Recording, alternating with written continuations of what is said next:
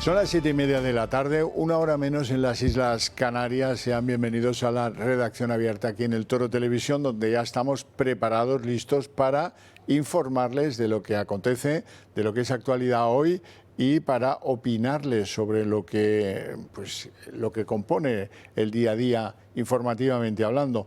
Todo eso lo queremos hacer con dos premisas: la valentía y el rigor, y las dos a un tiempo, porque sueltas no valen gran cosa. A la vez sí, a la vez tienen un enorme poder periodístico.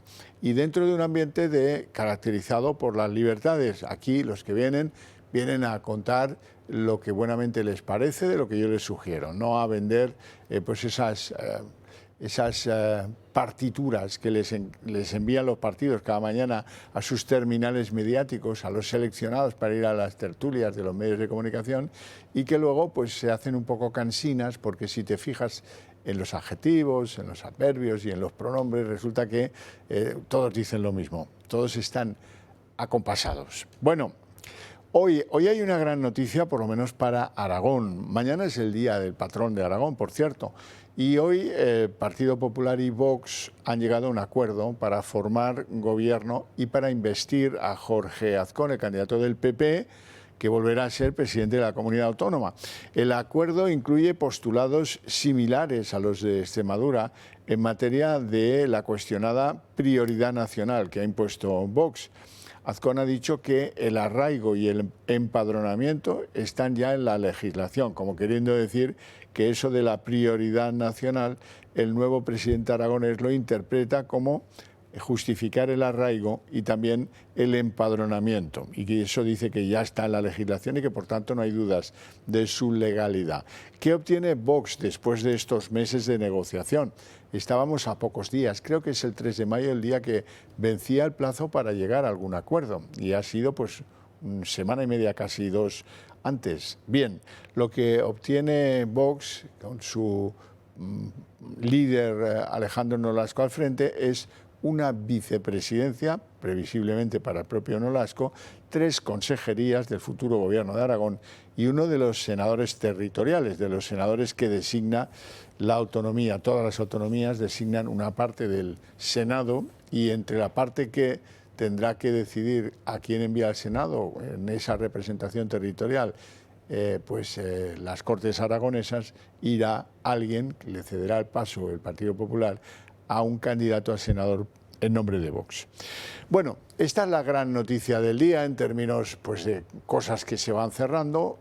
Hoy se ha investido María Guardiola como la nueva presidenta de la Comunidad de Extremadura, asunto concluido, digamos. Aragón va en vías de convocar un debate de investidura después de este acuerdo entre las dos formaciones de la derecha aragonesa, y nos queda pendiente de solucionar, de solventar un acuerdo, más o menos ya nos tiene anunciado Santiago Abascal que será muy parecido, el que probablemente se llegue a firmar entre las dos partes, entre PP y Vox, Vox y PP, en la Comunidad de Castilla y León. Ese nos queda pendiente, pero ya ven que desencallado lo de Extremadura, lo otro ha venido bastante rodadito.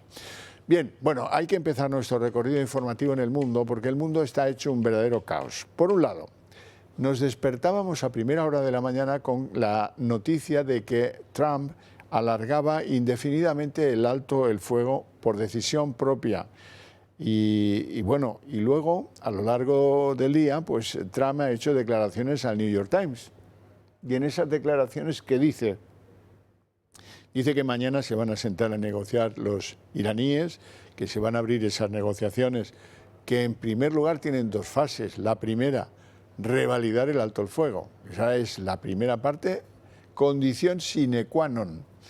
Y la segunda parte será ponerle calendarios y condiciones y aceptación de condiciones por ambas las partes, especialmente por la parte de Irán, y de las armas, el enriquecimiento de uranio con fines militares, que es uno de los grandes escollos, y liberar el paso de Hormuz, que habrá que ver cómo se hace y con qué condiciones y con qué plazos. Hoy, para que vean que esto no es fácil, hoy, sin ir más lejos, Irán ha atacado 3 barcos, 3. Uno de ellos, un portacontenedores, ha sido tiroteado por las fuerzas de la Guardia Revolucionaria iraní frente a las costas de Omán, que están justo enfrente de las costas iraníes. Así es que, bueno, pues la situación en Hormuz deja de ser halagüeña y veremos a ver si mañana una nueva ronda de negociaciones alarga el alto el fuego. Ahora estamos en tierra de nadie, el acuerdo está vencido. Estados Unidos, Trump ha decidido alargar indefinidamente el alto el fuego, pero ya veis que la otra parte, Irán, no es tan amable a la hora de dar un margen para ver si se vuelven a sentar y negocian un alto el fuego un poquito más definitivo y un poquito más largo. Por otra parte, Israel, ¿en qué está Israel? Israel está en que han retomado sus ataques en el sur del Líbano. Así es que tampoco aquí está clara la voluntad, después de la presión que hizo Trump sobre Netanyahu, pues tampoco está del todo claro la voluntad de Israel de querer un alto el fuego en el Líbano, si es que, como dicen, pues han acabado con el peligro que suponía la organización terrorista inspirada por Irán, Hezbollah. Bueno, por cierto, y hablando de Israel, tengo que contaros que algunos agentes de la inteligencia israelí quisieron filtrar datos selectivos del sistema Pegasus, que es una maravilla tecnológica, contra Pedro Sánchez. Y fue Benjamín Netanyahu, el primer ministro de Israel, el que lo impidió. Pegasus es considerado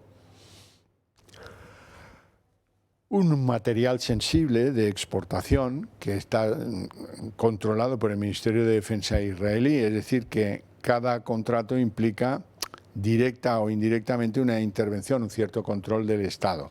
Fue Netanyahu, por tanto, el que impidió que se filtraran algunos datos selectivos de Pedro Sánchez. Y mira tú que nos podría hacer el favor, ahora que nos llevamos, España y su gobierno se lleva tan mal con el gobierno de Israel, nos podía hacer el favor el gobierno de Israel de liberar datos selectivos de Pedro Sánchez a través de su Pegasus, el que le espiaba los móviles.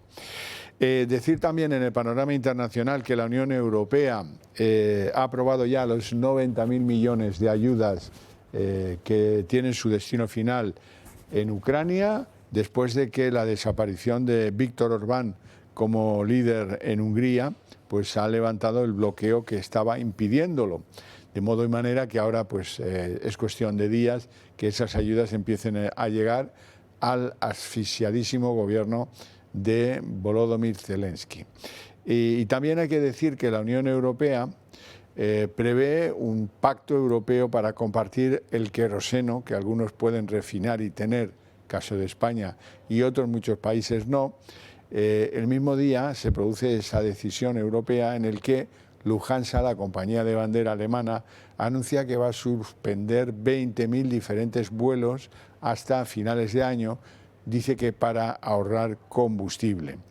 Bueno, y ya saben ustedes que se vive una situación esperpéntica, diría yo, dentro de las prisiones españolas, con un gobierno que quiere facilitar a toda costa, diría, que los que están presos en las cárceles españolas, preventivos, dicen, tengan acceso, el mismo acceso y el mismo derecho a ser incorporados a los inmigrantes legales de nuestro país. Y eso está desatando una tensión extra, novedosa, entre los funcionarios de prisiones. Esa es la razón por la que hoy hemos querido invitar, y él ha aceptado, a don Manuel Galisteo, que es presidente del Sindicato de Funcionarios de Prisiones, Tu abandono me puede matar. Muy buenas tardes, don Manuel, y gracias por atender nuestro requerimiento y por compartir con nosotros unos minutos. Bueno, hola, buenas tardes, ¿qué tal? Buenas tardes. Sí, le quiero preguntar sobre cómo se vive, qué sentido tiene esta medida de intentar facilitar que los presos que están en la cárcel preventivamente pues se puedan acoger al decreto de regularización de la inmigración ilegal. Bueno, pues nosotros el sentido como tal no se lo vemos, ya que, como bien sabe, para poder acceder a dicha regularización van a pedirte un antecedente, un certificado de penales o que no supongas un peligro para nuestro país. En este caso, entendemos que el estar ya en prisión es suficiente peligro para que dicha regularización fuera denegada, ¿no? Teniendo en cuenta que sobre todo que de los datos que tenemos nosotros es que el 85% de la prisión preventiva, por ejemplo, que entendemos que sería la única que se podría acoger a esta medida, termina siendo condenada y por tanto, pues cumpliendo lo que es la condena entera deja de ser preventivo, ¿no? Pasaría a ser un preso penado. El fin de esta medida, yo soy siempre claro. Entendemos que es que lo hemos pillado con la mano en la masa e igual pues se echan un poco atrás, pero mi idea es muy clara. Si no lo llegamos a pillar así, bueno, sobran las palabras, ¿no? Tampoco quiero decirlo tan claramente. Bueno, es evidente que no es ni medio normal que haya 3.500 presos preventivos. Algo falla. La cuestión judicial, competencia de Félix Bolaños, no atiende la condición de preventivos con la celeridad que la situación requiere. No es normal tener tanto preventivo, entiendo, ¿no? ¿O ha sido así siempre? Bueno, son muchos más, son 22.000 presos preventivos lo que tenemos en España. Estamos hablando solamente de los presos extranjeros, en este caso, Sí, por que se puedan acoger claro. a esta medida de regularización, pero en España tenemos ahora mismo 22.000 presos preventivos. Sí, sí, Una sí que barbaridad. la justicia precisamente no es que vaya como un tiro. Sí, sí. Bueno, hoy ha dicho algo sobre este particular Marlaska que esperemos sirva de algo. Vamos a escucharle, lo escuchamos juntos y luego me lo comenta. Pero ustedes que van con los bulos propios de la xenofobia, les diréis, saben, que no se va a regularizar a nadie que tenga antecedentes penales y a nadie que pueda representar un peligro a la seguridad y al orden público. Se lo digo, a nadie. Y ustedes, como xenófobos, crean el bulo, la mentira y el ruido. Bueno, lo que parece que es una mentira es lo que dice el ministro del Interior, porque, hombre, de esos 3.500 extranjeros que se podrían regularizar por ser ahora preventivos, pues muchos de ellos, el 85%, si aplicamos su criterio, van a ser considerados culpables y van a tener antecedentes penales. Es que yo pienso que hacer las cosas en este país bien, por una vez, no cuesta tanto. ¿Qué más da si hacemos las cosas a nivel de regularización? Pues ponemos eso, sobre todo todas las personas que estén trabajando en mercado negro y se puedan acceder a esos papeles como comúnmente llamamos, ¿no? Pero sería tan fácil de poner, añadir, mejor dicho, en ese Real Decreto, que toda persona extranjera que se encuentre privada de libertad, de momento, sobre todo por los preventivos, no podrán acceder a dicha regularización. Y ya está, se acaba todo. ¿Por qué tenemos que masificar aún más el sistema con seguramente 22.000 instancias, formularios más que van a echar, entiendo, todo el preso que esté extranjero, porque eso se lo están facilitando y están dando una celeridad especial a este proceso? Pues es porque quieren que este tipo, bueno, el preso extranjero pueda acceder a ello. Como digo, ¿qué trabajo hubiera costado en hacer las cosas bien y dejar fuera pues toda aquella persona extranjera que se encuentre privada de libertad, por lo menos a los preventivos momentáneamente? Y por supuesto los penados que ya tienen, lógicamente, ese antecedente penal, ¿por qué tienen ese derecho? Es que no lo entiendo. Para colapsar el sistema, cuando estamos viendo colas y colas interminables en la calle de gente que en teoría sí puede acceder a esa regularización, para colapsar más el sistema de correo o aquella otra administración donde se pueden realizar dicho trámite, no lo entiendo. No se comprende, ¿no? Dígame una cosa, aprovechando que hablamos hoy de prisiones, siquiera un poco, ¿cómo están de sobresaturadas las prisiones españolas? Pues ahora mismo bastante, pero el problema no es cómo se encuentra ahora mismo, el problema es los años de saturación que llevamos ya. Ten en cuenta que desde hace 3 años la población reclusa está creciendo de 3.000 en 3.000. Ahora mismo vamos por casi 64.000 reclusos en la prisión española y hace tan solo 3 años estábamos en 56.000, perdón. Perdón, le he dicho la cifra mal. Estábamos en 49.000 y estamos casi en 55.000. Entonces, claro, estamos creciendo a un ritmo de 3.000 en 3.000. Y mucho me temo que con el tema de la multirreincidencia, la nueva ley y demás, este año va a ser mayor aún el aumento. Bueno, entiendo que alguna medida tienen que tomar y, por supuesto, este gobierno deberá de meterle mano a las prisiones porque nos tratan como si fuéramos invisibles. Una de las indignaciones tan grandes que tenemos nosotros es que precisamente para este tipo de regularización ponen toda la maquinaria de la administración a funcionar y, por ejemplo, para hacernos a los funcionarios de prisiones agentes de la autoridad, lleva 2 años tirado en un cajón, ¿no? Para algunas cosas son muy rápidos, para otras son muy lentos. Sí, sí. ¿Cómo está el asunto de las agresiones a funcionarios de prisiones? Que vamos leyendo un caso aquí, otro allá, algunos bastante reiterados en algunas cárceles. Pues llevamos 20 años de récord en agresiones por 4º año consecutivos. El tema está en que nadie hace nada por los funcionarios de prisiones, este gobierno sigue yendo hacia otro lado y no sé qué tiene que pasar para que nos echen por una vez, nos hagan caso, ¿no? No somos profesión de riesgo, no somos agentes de la autoridad y también pedimos, ya he dicho, bueno, si me ofrece su tiempo, pues una equiparación salarial muy, muy justa, creemos, con lo que gana un compañero en Cataluña o en el País Vasco, ¿no? Que gana casi 600 euros más de media. Por cierto que hay algunas fórmulas bastante ingeniosas, bastante novedosas de meter droga en las cárceles, incluso fentanilo, que es una de las más peligrosas, que bueno, lo tintan las cartas de los presos para que entren en la cárcel el fentanilo, que luego no sé cómo demonios del papel de las cartas consiguen volver a tener la droga en su poder. ¿Hola? Sí, no es tintar exactamente, sino es impregnar. Impregnan impregnar el en las papel. cartas pues, de este tipo de, bueno, de droga sintética, por así decirlo. Después se las fuman y la verdad es que nos está dando mucho dolor de cabeza porque está siendo muy, muy mortal. Esto el preso todavía no lo tiene controlado, y igual se le va de las manos y están apareciendo presos a menudo bastante, bueno, están falleciendo presos en las prisiones bastante a menudo por culpa de este tipo esta forma nueva de consumir droga, ¿no? Es una fórmula casi diría yo perfecta, porque ni siquiera tenemos reactivos para poder dar ese positivo. Entonces, claro, pues están entrando como Pedro por su casa. Sí, sí, entiendo. En fin, don Manuel Galisteo, le agradezco mucho esta conversación que nos pone un poquito más cerca de la problemática de los funcionarios de prisiones en España. Así es que mucha suerte y hasta pronto. Pues muchísimas gracias. Un fuerte abrazo. Placer. Pues ya lo ven cómo está el patio.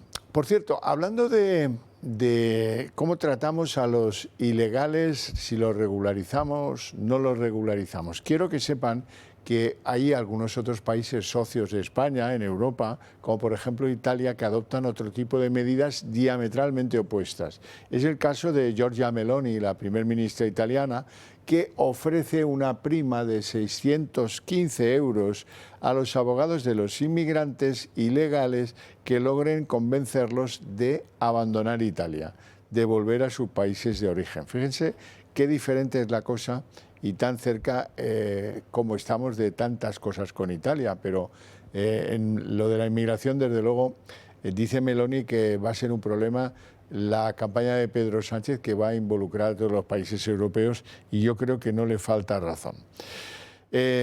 Otra imagen distinta de cómo alguno puede llegar a ser tozudo en el nacionalismo, en la imposición del catalán y en el maltrato a personas que a lo mejor llevan 20 o 30 años trabajando en Cataluña, pero que son extranjeros. Muchos de ellos serán ciudadanos Schengen, por ejemplo de Irlanda o de Finlandia, ¿no? Que viven en Cataluña y viven y trabajan en Cataluña. Bueno, pues ahora dice Salvador Illa, el que iba a ser el gran remedio de la pacificación catalana y tal, y al final ha acabado siendo más nacionalistas que los nacionalistas, porque algunos están hasta en contra de esto. Va a exigir cierto conocimiento del catalán, que ya verán como no es cierto, sino que es el normativo A1 o el A2 o el A3, etcétera, para que los extranjeros que residen en Cataluña tengan que demostrar ese conocimiento del catalán cuando renueven el permiso de residencia, cosa que es una obligación de los extranjeros en toda España. aunque sean Schengen, aunque lleven entre nosotros muchísimos años, pues tienen que ir renovando el permiso de residencia.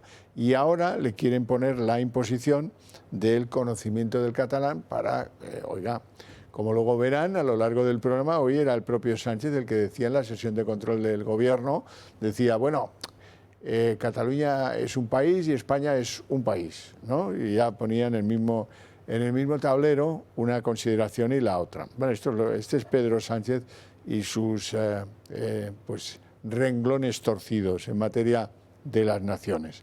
Y bueno, hoy por fin se corrige algo que quiero, vamos a escuchar a ella diciendo esto de la imposición del catalán. Y en la normativa ya vigente hoy para obtener los permisos de residencia comporta demostrar un arraigo y un conocimiento del catalán. Y en este proceso de regularización lo que estamos diciendo es usted para regularizarse, yo estoy muy a favor de la regularización de estas personas inmigrantes, muy a favor, radicalmente a favor, pues usted no tiene que acreditar nada. Para renovar este permiso al cabo de un año, pues usted demuestre que se ha arraigado aquí.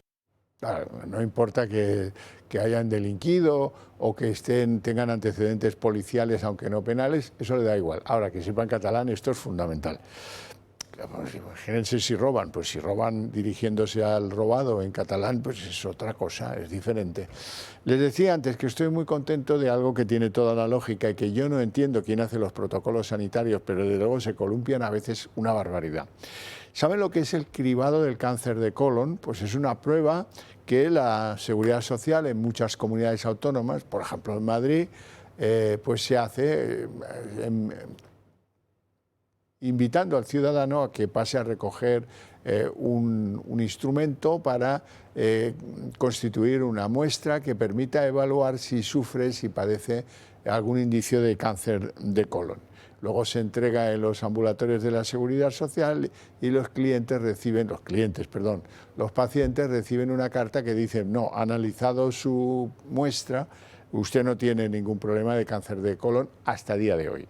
Bueno, eso se hacía obligatoriamente no, puedes renunciar, pero todo el mundo, pues si es gratuito y funciona, pues vamos a hacerlo. Además no es muy gravoso, cosa que también es importante, pero se hacía hasta los 65 años. Y dice, bueno, ¿y luego? No, luego ya no. Cada 2 años se hace, hasta los 65, no, luego ya como que estás amortizado. Si luego tienes cáncer y te mueres, pues un sueldo, una pensión menos que pagar. Esa sensación daba.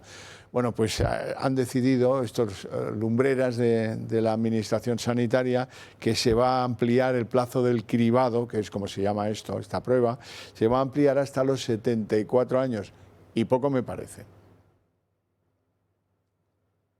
Ya es oficial y así lo recoge el BOE desde esta misma semana. El cribado del cáncer de colon se amplía hasta los 74 años, fijando de esta manera la población diana a los hombres y mujeres comprendidos entre los 50 y 74. En la mayoría de las comunidades autónomas se realizaba hasta los 69 años. Entra en vigor en el Boletín Oficial del Estado una nueva orden que amplía la prueba del talón, los cribados neonatales, hasta 21 patologías y eleva hasta los 74 años la edad de participación en el cribado de cáncer colorectal. Una decisión que vuelve nuevamente a reforzar la prevención para llegar antes y proteger mejor. Una prueba de detección de sangre en heces que se realiza cada 2 años, pero que cuenta con una muy baja participación ciudadana, en torno al 43%. Solo durante el pasado 2025 se diagnosticaron 44.573 nuevos casos de cáncer colorectal en nuestro país, siendo ya el más frecuente, 85 por cada 100.000 habitantes. No hay que olvidar que el 90% de los casos con una detección temprana consigue curarse. La ampliación del cribado hasta los 74 años supone una inyección de 30 millones de euros en la lucha contra este cáncer. Sin embargo, el esfuerzo, la inversión y la investigación en esta enfermedad sigue siendo irrisoria en nuestro país. España gasta 3 veces menos que Europa en la investigación contra el cáncer. Esto se traduce en que en nuestro país se invierte menos de 1 euro por habitante en la investigación oncológica, cuando la media europea se sitúa en torno a los 3,5 euros. Reino Unido, por ejemplo, destina más de 13 euros por habitante. Suecia, Suiza, Francia, Holanda e Italia también están por delante de nosotros. De nada sirve avances como los conocidos este mismo año por el doctor Barbacid en el cáncer de páncreas. Nuestra investigación lo que ha conseguido, en pocas palabras, es una terapia, una triple terapia, es decir, compuesta por 3 inhibidores, que lo que hace es eliminar, desaparecer tumores experimentales de páncreas y además hacer que esa desaparición sea duradera. Si para continuar con la siguiente fase de la investigación necesita 30 millones de euros y la sanidad pública, a través del Gobierno, mira para otro lado. El cáncer en nuestro país continúa creciendo. Solo durante el 2025 se incrementó el número de diagnósticos en un 3,3% con respecto al 2024 y las previsiones indican que en este año continuarán incrementándose. Y mientras la enfermedad avanza, vemos como el Gobierno da pequeños pasos ante una enfermedad a la que se combate con inversión e investigación, dos aspectos que a día de hoy son muy deficitarios en nuestro país. Bien, nos vamos a ir a publicidad antes de abrir la mesa de análisis político, pero antes que eso me van a permitir que les hable del Club de Amigos y de la necesidad que tenemos ustedes y nosotros de llevar esas ideas que compartimos al conjunto de la sociedad española. Si han llegado a esa conclusión, nosotros tenemos la voluntad de ser la correa de transmisión. Si ustedes nos apoyan, si ustedes nos ayudan, nosotros podemos ir más deprisa en la difusión de esas ideas, pero lamentablemente pues no llegamos a todo el territorio español y necesitamos mejorar en eso y llegar con esas ideas al conjunto de la sociedad española o a la mayoría más relevante de la misma. Esa es la razón por la que les rogamos que nos apoyen, que se hagan miembros del Club de Amigos del Toro Televisión, que es tan simple como una llamadita al 91 616 2464 y verán que todos son facilidades, o tal vez han pensado hacernos alguna donación a la fundación de este grupo de comunicación y esto pues redundará en que pues cuando tenga que hacer la renta del año 26 un buen porcentaje del entorno pues de un 80% incluso de lo que nos donen pues se lo podrán deducir de la cifra a pagar si es que les sale positiva la declaración de la renta. Además, me piden en el Club de Amigos que les explique que están preparando una especie de acto político en Sevilla. Va a tener lugar el próximo martes 28 de abril, martes que viene, esto es ya dentro de nada, a las 19:30 horas. Ahí va a haber una cita con lo que de verdad importa. La reconquista de los valores. Es el momento de defender lo que siempre hemos defendido, el sentido común, la prioridad nacional y un compromiso firme con España que no admite medias tintas. Va a ser un encuentro en el que van a participar junto a Julio Ariza, el candidato de Vox a las elecciones andaluzas Manuel Gavira, José Javier Esparza y también Javier Cortés. Una tarde de tertulia y una cena entre amigos para hablar sin complejos de los principios que compartimos. Las plazas son muy limitadas, pero si queréis asistir, pues ya tenéis un teléfono, el mismo del Club de Amigos, donde reservar un lugar en ese encuentro. Os recuerdo la fecha, martes 28 de abril, 19:30 horas, hay que ponerse en contacto con el Club de Amigos y ahí os contarán dónde, cómo y en qué circunstancias. Pero yo no me lo perdería. Nos vamos a ir a publicidad. ¿Y si mañana se va la luz otra vez? Que no te pille por sorpresa. Con las baterías de Comunidad Solar, tu casa sigue funcionando aunque falle la red eléctrica. No necesitas placas solares ni instalaciones complicadas. Solo conectar, almacenar y tener energía lista cuando más la necesitas. Seguridad, ahorro y tranquilidad, incluso si vives en un piso. Entra en comunidadsolar.es, sección baterías, y protégete sin complicaciones o llama al 980 28 12.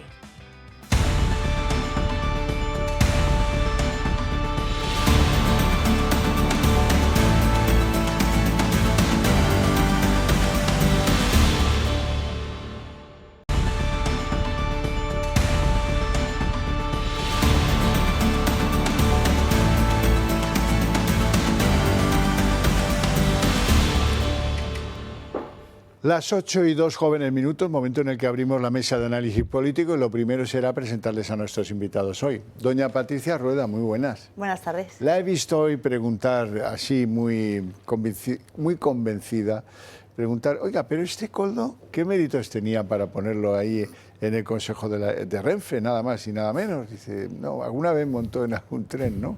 Eso al ministro de Transporte. Sí, que no debería estar en ese escaño, que tendría que haber dimitido ya hace mucho tiempo, y más a raíz del triste accidente. Sí. Bueno, doña Patricia, ya lo saben ustedes, es diputada de Vox en el Congreso de los Diputados. A ellos les gusta decir en el Congreso, y yo cada vez que lo oigo digo, no, Congreso de los Diputados, no me ven vaca por buey. Don Luis Uñer, ¿cómo estamos? Buenas tardes. Muy buenas tardes. Ya tiempo que no le veía. Sí, pero bueno, aquí de nuevo. Economista y miembro de Acción Liberal. Vicepresidente es usted, sí, ¿no? Muy bien. Perdone que ya estaba yo. Y don Roberto Granda, analista político, periodista, sin embargo buena persona. Eso es todo. Todo es compatible, como cuando en los correos de Podemos a la militancia ponen hola a todos, todas y todes. Incluye a todos. Sí, eso es un poco asturiano, lo del todes. Por cierto, ¿qué hace su presidente, este Barbón? A México, se fue. Sí, a México. Qué cosas, ¿eh? Con unos cuantos, además. Para ver de que tiene a dos ahí que eran responsables del accidente de la mina donde murieron 5 mineros, que el responsable directo realmente es él, que los mantuvo en el cargo. Pero bueno. Ya, pero mira, ahí está, a la sopa boba, como todos. Bueno, en fin.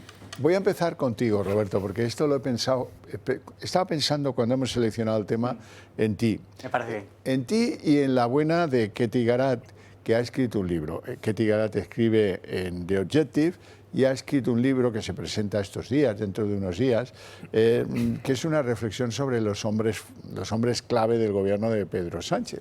Y una de las conclusiones que ha empezado a desgranar de su libro como aperitivo, ¿verdad? Es que lo del Peugeot, lo de la banda del Peugeot fue una trola. Fue una trola. El Peugeot en cuestión, que era también negro, era el que usaba Begoña para llevar a las 2 niñas al colegio. Y lo usaron alguna vez para recorridos muy cortos y no iban los 4, nunca fueron los 4.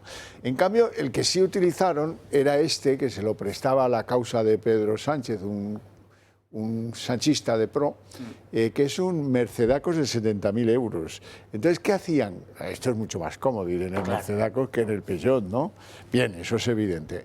¿Qué hacían? Llegaban al sitio, a la agrupación donde había que convencer a los comilitones socialistas de que apoyaran la candidatura en primarias de Pedro Sánchez, aparcaban a unos 300 metros para que no fueran vistos y llegaban caminando como si fueran verdaderos obreros. Bueno, es interesante todo esto, pero sabía que a ti esto te iba a gustar. Sí, además la banda del Mercedes tiene más pegada todavía que la banda del Peugeot. Y hay que reconocer el trabajo de esta periodista, de esta mujer, de Ketty Garat, porque fue de las más vilipendiadas y de las más atacadas cuando empezaron a salir las primeras informaciones precisamente de Begoña, de Ábalos. Esto es mentira, esto es el fango, esto es la ultraderecha, los tabloides digitales, que es una cosa rocambolesca, ¿no? Porque si es tabloide no puede ser digital, pero bueno. Pero claro, hay una cuestión. Aquí, pensar que realmente que estaban Koldo, Ábalos, Santos Cerdán, por una parte, y por otra, Pedro Sánchez, que encima era el que iba a las primeras, al margen de todo y que no se enterara de las corruptelas, es un cuento, o sea, es una cosa de ciencia ficción que se le puede contar a los niños o a los votantes socialistas, que también son púberes mentales, porque al final se lo creen todo, se lo tragan todo o hacen como que se lo creen. Fíjese que Sánchez decía, el final del populismo es la Venezuela de Chávez, con Podemos no vamos a pactar. Ah, mira, no, con Podemos no vamos a pactar. ¿Con Bildu no vamos a pactar? Ah, no, con Bildu no vamos a pactar. Mira, no va a haber amnistía, se lo digo yo. Ah, mira, no va a haber amnistía. Sin presupuesto no se puede gobernar. Ah, mira, sin presupuesto no se puede gobernar. O sea, Sánchez dice A, ellos dicen B. Ellos dicen A. Sánchez dice B, ellos dicen B, como los borreguillos. Pues bueno, pues creer que Sánchez estaba al margen y que no se enteraba eso, que llevaban a Koldo ahí, a Cerdán, que está en la cárcel, a Ábalos, que va camino de ella. Y que el pobre Pedro Sánchez, ¿no? Era un poco obvio, porque en un Peugeot esos todos juntos con Pedro además no caben.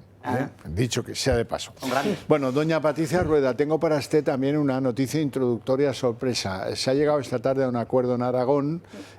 Mañana es el día de Aragón, el día de San Jorge, y han llegado a un acuerdo Vox y el PP y Vox, para hacer de nuevo presidente de Aragón a Jorge Azcón, y eso es un acuerdo que lleva parejo, pues más o menos parecido al de Extremadura, un acuerdo con este nuevo principio de prioridad nacional que tan nervioso pone a la izquierda, y lleva parejo pues que haya pues un reparto de cargos. Vox va a tener una vicepresidencia, 3 consejerías del gobierno autónomo y un senador de los llamados territoriales, de los que designa la Cámara Autonómica, pues uno de ellos han llegado ya a un acuerdo, PP y Vox, para cederle uno de los senadores territoriales a su formación política.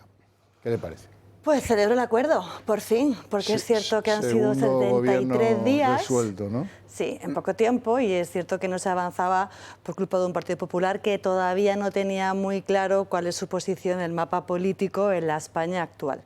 Y ya no solo el reparto de cargos, sino el hecho de que Vox se va a hacer cargo de unas responsabilidades que tienen que ver con agricultura y ganadería, con medio ambiente y turismo, con el medio, con la política social y la familia, teniendo en cuenta que los de Vox siempre hemos tenido en el centro precisamente a la familia y a esta política social, y es de sentido común que el Partido Popular pues vaya aceptando el discurso de Vox en cuanto a que es una prioridad nacional, que quiere decir los españoles primero, y que vamos a replicar muchas de las medidas que hemos conocido también esta semana de ese acuerdo de Extremadura, donde yo no sé qué es lo que le molestaba en un principio al Partido Popular, y celebro que hayan venido al sentido común, porque ese acuerdo de Extremadura, que es lo que vamos a seguir negociando en futuros acuerdos, tienen que ver con recortarle un 50% de la subvención a los sindicatos, tiene que ver con apostar más por una sanidad, 500 millones más para la sanidad en Extremadura, 1.500 médicos, tiene que ver con que ahora afortunadamente también Extremadura se va a beneficiar de rebajas fiscales, y tiene que ver con la senda de eso, del sentido común y la necesidad que tienen ya muchos españoles, en este caso los aragoneses, van a disfrutar de esas medidas de Vox. Sin embargo, sí que es cierto que llamo y apelo al Partido Popular, porque hoy en el Congreso de los Diputados hemos defendido una iniciativa que habla precisamente de esa prioridad nacional, de esas políticas sociales que queremos que se pongan en el centro a los españoles y no a los inmigrantes ilegales, y el Partido Popular ha votado en contra. Pero bueno, vamos poco a poco, vamos a seguir siendo generosos y pacientes. Eso me lo tiene que contar bien, porque es muy confuso lo que ha pasado en el Congreso, y parece que alguien juegue de farol con algo, ¿no? Pero bueno, eso lo vemos luego. Don Luis, para usted tengo algo también reservado. Muy bien, muchas gracias. Que, ¿se acuerda usted de aquella frase, pero de quién es la Fiscalía? Bueno, hoy se ha venido a demostrar plenamente, no me lo negará. La Fiscalía de la Audiencia Provincial de Madrid ha recurrido el procesamiento de Begoña Gómez, la decisión tomada por el juez Peinado, que persigue 4 delitos, pide el archivo y, ojo, anuncia que lo va a seguir pidiendo y pidiendo hasta la eternidad. El archivo de la causa entera, tanto para Begoña Gómez como para la asistenta que tenía, Cristina Álvarez, como para el empresario Juan Carlos Barrabés. Bueno, la Fiscalía ya no nos concede sorpresas. O sea, la Fiscalía va siempre a defender a Sánchez y a sus colegas, o a sus compañeros, o a sus camaradas, o como queramos decirlo. ¿Qué pasa en el caso de la mujer? Yo lo único es que sí me alegro, o me alegraría, es que el juicio tarde un poquito, lo suficiente para Sánchez sacarlo de la Moncloa y que no tenga capacidad de indultar. Esto es lo único que me importa. El resto, la Fiscalía puede tratar de enmarañar, de marear, todo lo que quiera. Pero yo creo que ya, una vez que ha entrado en el circuito judicial, lo único es que se demore. Pero yo, si se demora, hasta estoy contento. Hasta contento. Patricia. Fíjate al punto al que hemos llegado, en el que somos, y los expertos, y tal como ha comentado Luis, hasta qué punto está a veces podrido el sistema cuando ya no se cree en esa independencia del Poder Judicial, y cuando es cierto que se está pidiendo que la justicia sea más lenta si cabe, porque sabemos perfectamente de las malas artes de una Fiscalía que depende de Sánchez y que hay que recordarnos, ese fiscal que también estaba imputado. Independencia del Poder Judicial y que el proceso siga. Y sí que es cierto, no es el caso de la Fiscalía, pero sí una lanza a favor de esos jueces honrados que sí que hacen su labor y que sí que están haciendo todo lo posible porque los delincuentes paguen como deben pagar ante la justicia. Roberto. Lo que están poniendo es al servicio del gobierno, instituciones del Estado. Esto Sánchez lo ha hecho siempre ha tenido esa intención, ¿no?, de parasitar todo lo que puede, y a los que no, pues les persigue y habla. Él tiene, yo creo, en el horizonte la idea de poder ampararse en el golpe judicial. Está habiendo un golpe judicial contra mi hermano y contra mi mujer. ¿Qué es lo que más le importa? Porque el horizonte penal de esta gente, de estos dos, aparte de sus manos derechas, sus respectivas manos derechas, una derecha y otra más derecha, pero bueno, es negro, la verdad. Entonces, al hilo también de lo que decía Patricia de inmigración ilegal, la palabra que más estoy leyendo estos últimos días es colapso. Colapso en las colas en Zaragoza, colapso en Madrid, fatal, colapso. Yo creo que a Sánchez le interesa incluso el colapso. Le interesa que haya un colapso social, incluso que haya un estallido social, porque de alguna manera...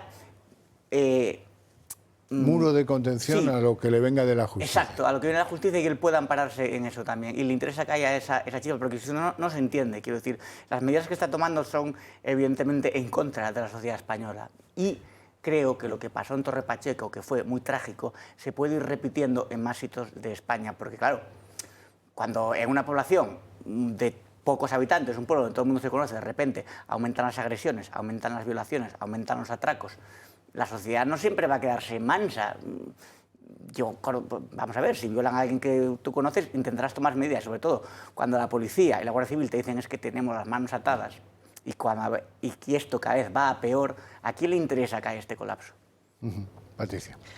Es muy grave lo que comentaba Roberto, porque es cierto que esta inmigración ilegal que parece que y este colapso en el que está asumiendo España es que le interesa a Sánchez ya no solo porque pueda ser una cortina de humo para tapar sus corruptelas y su miseria moral, es que detrás hay un reemplazo poblacional. No le gusta a los españoles, no puede pisar la calle y de cara a las siguientes elecciones lo que está es atrayendo a lo que estamos viendo en esas colas y ciertamente viene en ese plan orquestado que tiene Sánchez de ese reemplazo poblacional y lo que supone de pérdida de identidad de la nación española y de los problemas que estamos viendo de inseguridad en nuestros barrios y de unas administraciones colapsadas que hasta el otro día me comentaban en Málaga que para poder hacer cualquier trámite 4 horas esperando porque estaban ellos, los migrantes ilegales, por delante y el colapso de la sanidad, que es algo muy grave y que nos preocupa mucho a todos. Y la manipulación del censo electoral también. Claro, por eso, porque de cara a las siguientes elecciones, ¿quién? Pues venga, reemplazo poblacional que tiene que votar. El propósito oculto. Bueno, hoy, sesión de control al Gobierno, 2 cosas interesantes, más o menos las más interesantes. En primer lugar, pues hemos visto a un presidente del Gobierno que habla de que España y Cataluña son países iguales y distintos, por tanto. Y además hay que añadir a eso que hoy ya pues, se ha roto, si es que había algo que romper, la relación con Junts, porque la señora de Junts, Miriam Nogueras, ha llegado a decirle al presidente del Gobierno que ya no tiene sentido que no convoque usted elecciones. O sea que se las pide, en pocas palabras. Vamos a ver un poco de lo que ha pasado en esa sesión de control. En plena sesión de control, Pedro Sánchez vuelve a referirse a Cataluña como un país al mismo nivel de España. Este gobierno lo que va a hacer es reconocer derechos y que va a hacer a Cataluña y a España países mejores.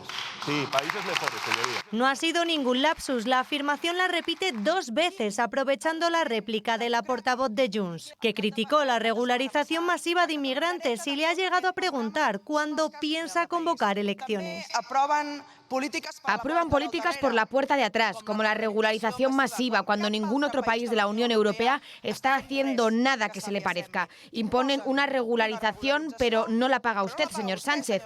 España invita, pero lo pagan y lo padecen, como siempre, los ciudadanos de Cataluña. ¿Qué argumento democrático le queda al señor Sánchez para no convocar elecciones? Muchas gracias. En esta tensa sesión en el Congreso, Sánchez se ha enfrentado a Junts, su socio clave en el Gobierno, que considera que la situación política es nefasta, y también a Feijóo, que le acusa de la falta de humanidad y de gobernar en contra de los españoles. La mayoría de los españoles ya sabe que usted gobierna contra ellos. Lo único que empata con su corrupción, señor Sánchez, es su incompetencia. Muchas gracias, señoría. Y Sánchez responde criticando el pacto entre el PP y Vox en Extremadura. Cree que es una patada a la Constitución. Tantas lecciones que dan ustedes de constitucionalismo y lo primero que hacen es dar una patada a la Constitución, violando, claro que sí, el principio de igualdad entre ciudadanos y ciudadanas y el principio de no discriminación. Ustedes se financian en B y quieren trabajadores en B. Él ha olvidado un adjetivo, el principio de igualdad entre ciudadanos y ciudadanas españoles. Eso es lo que dice la Constitución exactamente, don Luis. Sí, eso iba a comentar yo también. Perdón. Es el principio de igualdad, no, es simplemente reafirmarlo. Es el principio de igualdad entre españoles. No dice otra cosa.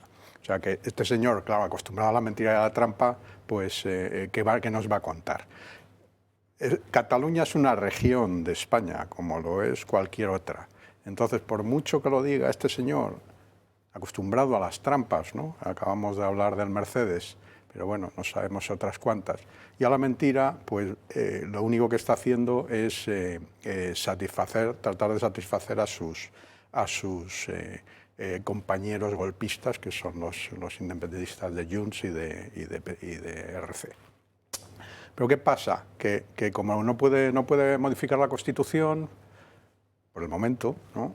Pues trata por detrás de hacer cambios. Utiliza a nuestro gran amigo Conde Pumpido para ello, utiliza todas las armas que puede para por detrás intentar ejecutar cambios.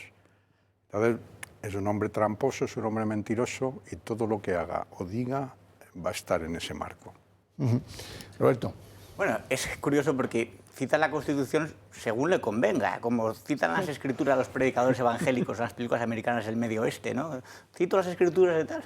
La Constitución le da exactamente igual como todo. Pero es que Sánchez, o sea, el PSOE está irreconocible y nunca fue tampoco, pero se ha podemizado hasta tal punto que ya coge las tesis de la extrema izquierda de la España plurinacional, que nunca especifican tampoco cuántas naciones se refieren, porque dicen, la España plurinacional, sí, pero ¿cuántas? ¿7, 17, 25? ¿Chamberí puede ser un país? ¿Asturias puede ser nación? ¿Capital Cangas de Onís? Ya lo fue, ¿no? En su momento. Entonces, a ver, evidentemente, yo tampoco tengo un concepto español josé-antoniano de destino en lo universal, ¿no? Pero hay una historia, hay un arraigo, hay una implantación institucional que se debe respetar y que otorga derechos y libertades y deberes a todos los españoles. Entonces, por eso cuando dicen, no, el derecho a decidir de Cataluña, los catalanes, pues esos catalanes no son dueños de Cataluña y no tienen más derecho a decidir sobre esa parte de mi país que el que tengo yo o que el que tiene alguien de Albacete o el que tienen los que estamos en esta mesa. Es decir, nadie es dueño de un trozo de terruño al margen de los demás. Eso es lo que no entienden estos reaccionarios, ¿no? Estos independentistas o nacionalistas que siempre son excluyentes y que siempre son ellos y nosotros. Entonces Pedro Sánchez ya habla de país, lo repite, lo dice a sabiendas porque sus compañeros de legislatura son los de Junts y son Esquerra Republicana y es Gabriel Rufián que no quería pagar el comedor a sus primos de Jaén. O sea, ese tipo de gente. Y luego, el problema de la izquierda, distinto a otras izquierdas europeas, es que esta izquierda es antiespañola, lo que nunca lo fue. Es decir, en la Guerra Civil había dos conceptos distintos de democracia y dos totalitarismos que se enfrentaban, pero no era una izquierda española, sino que lean a Manuel Azaña. Entonces, ahora muchos dicen, no, es que no nos gustan las banderas, la bandera española no nos gusta, se dice mucho de izquierda. Mentira. Lo único que nos gusta es la bandera española, porque la bandera LGTBI, ningún problema. La bandera palestina, hasta en la sopa. La de Curriña, ya lo hemos visto. La bandera de la hoz y el martillo, también. Entonces, la de la Segunda República, todo el rato con bandera. Entonces, cuando dicen, no, es que las banderas, no. Tú solo tienes un problema con la bandera española, porque con las demás no. Patricia, tú que has estado allí, ¿cómo lo has visto? Lo que hemos visto en la sesión de control es, una vez más, el que hay de lo mío. Y el arte perverso en el que se ha convertido la actual política española en cuanto al mercadeo. La representante de Junts, ¿no? Cuando ha venido a leer la cartilla a Sánchez, hemos visto un Sánchez cada vez más débil porque depende de esos 7 votos de Junts para seguir manteniéndose en el poder. Y cuando él critica esos pactos Vox-PP y vuelve a la mentira al hablar de que este pacto ¿no? va en contra de la Constitución, lo dice el que declaró un estado de alarma inconstitucional gracias al recurso de Vox, declarado como tal por el Tribunal Constitucional. Y al margen de que sabemos perfectamente que lo que ha dicho es mentira, al margen de esto, lo dice ¿quién? Hoy se ha criticado mucho los acuerdos PP y Vox, y lo dicen los que pactan con el brazo político de ETA, con el que se escapó en un maletero y que no puede pisar España, lo dicen los golpistas también separatistas de Esquerra, lo dice el que se ha rodeado de lo peor y de los enemigos de España. Pero ahí están, en el Congreso de los Diputados, cobrando del dinero público de todos los españoles a aquellos que quieren la destrucción de la nación. Y permíteme también dos comentarios muy breves. Uno, cuando dice Cataluña y España países mejores, es muy hábil en el lenguaje. Ya le está haciendo la concesión y el reconocimiento que le están pidiendo Junts y el resto de partidos separatistas. Y lo que hemos visto también en la sesión de control es a un Bildu, y he tomado nota, a un Bildu donde le dice también a Sánchez, le recuerda su investidura, le recuerda que está cerca al fin de la legislatura, le ha echado en cara que tiene que poner en marcha la nueva ley de secretos. Y ha dicho, la representante, la portavoz de Bildu, que pide la ampliación de autogobierno, pide la autodeterminación porque el tiempo se acaba. Con estos son con los que pacta, en estos son en los que se sustenta. Y aquí, ¿qué pasa? Que los rehenes españoles son los que están pagando las consecuencias de un Sánchez que, para mantenerse en el poder, pues está con estas sesiones. Nosotros, lo repito constantemente, nos duele mucho que Bildu esté en las instituciones y vamos a seguir luchando por la ilegalización del brazo político de ETA. Bueno, vamos a hacer una pausa de publicidad, serán apenas 2 minutos, enseguida estamos de vuelta y continuamos.